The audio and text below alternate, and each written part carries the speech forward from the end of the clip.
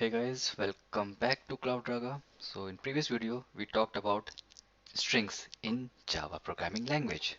So we had some intro about string class and not actually string class but about string. Why we use string class and what's the impact of that.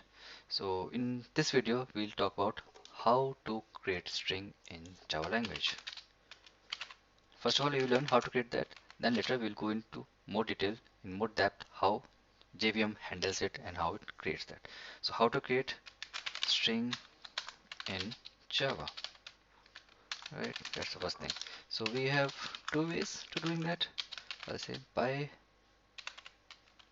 literals or by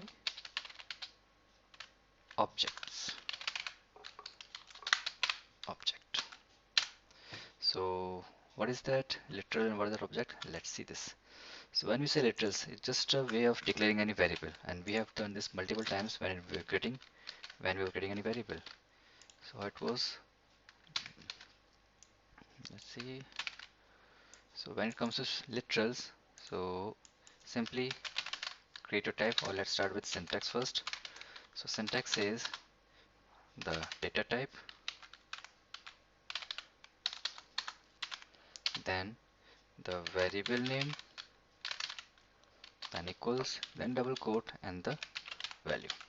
That's how we, you know, declare string by using literals. So data type in this case is string. Variable name, let's say name, and then here I'll say Pawan. So what we have here, we have a string literal with us. So string name equals to Pawan. So the value is Pawan, name is a variable name, and string is a data type. How about objects?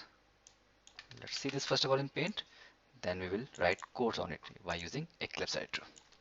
So syntax wise, it says because we say object, so we have to create object, and the string is going to be act as a class now. String, then reference name, then equal sign, then new keyword, then again string class, the constructor call, and the ref name.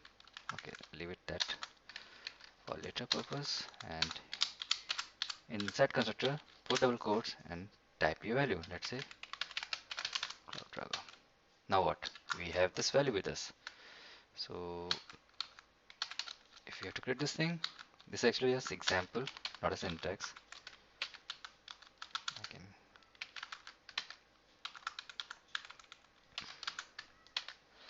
okay, so string class, and this is going to be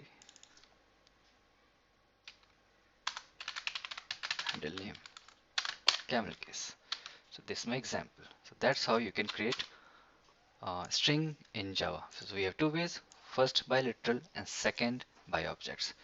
So in next video we will see how to do this in editor, the Eclipse, and further we will perform some operations like string supports lots of operations. So stay tuned, we will see some more operation on string class. Thanks for watching this video guys. Still you have query question, make sure you're writing comment section. Okay, let's meet in next video. Bye bye.